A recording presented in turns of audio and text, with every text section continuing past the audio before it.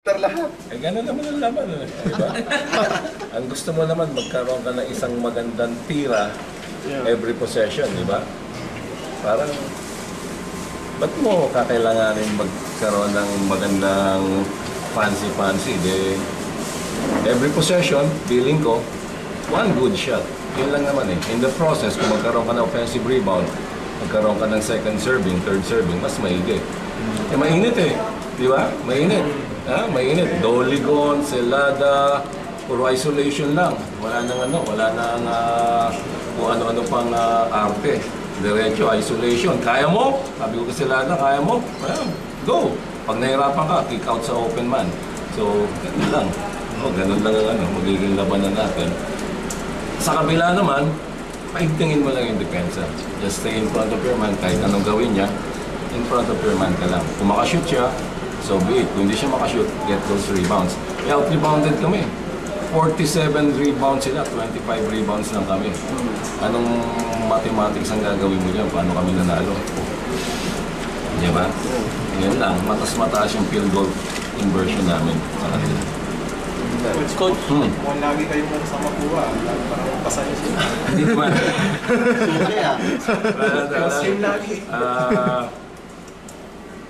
In a way, yung mga players na nandyan pa, sila Alan Mga, sila Pascual, sila Ranises, Jonathan Banal, mga na-handle ko pa yan nung nasa Mapua ako. So, sabihin natin, alam ko yung characteristics nila, alam ko yung tendencies nila, pero still, with their new coach, si Coach Chito Victorero, I'm sure may bago silang sistema and I'm sure na maganda naman yung programa nila. Nagkataon lang na pag kaming kalaban, magandang performance. Last game namin ng first round, buzzer beater lang kami ni Alan Mga. So parang challenge yan sa mga players kanila.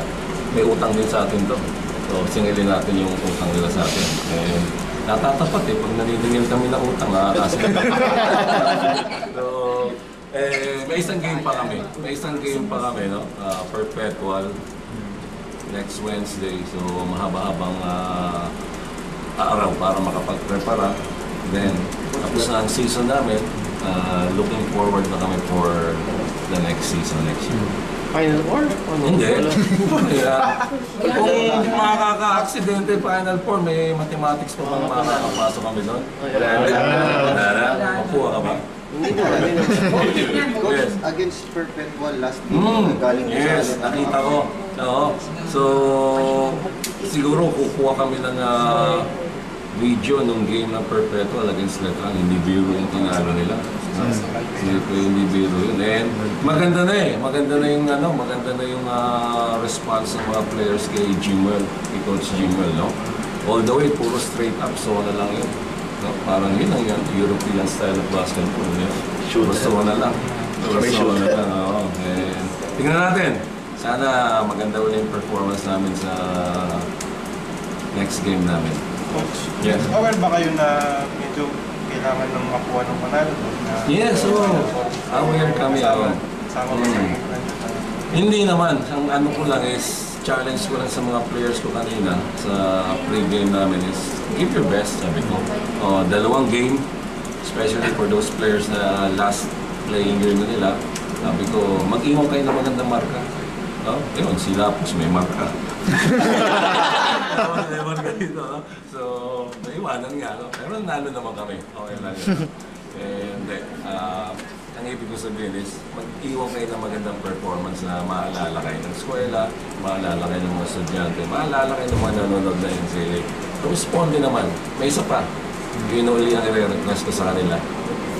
Mag-iwan pa rin uli sila ng isang magandang game sa season na to. Kala ko, Mark. Okay, Coach.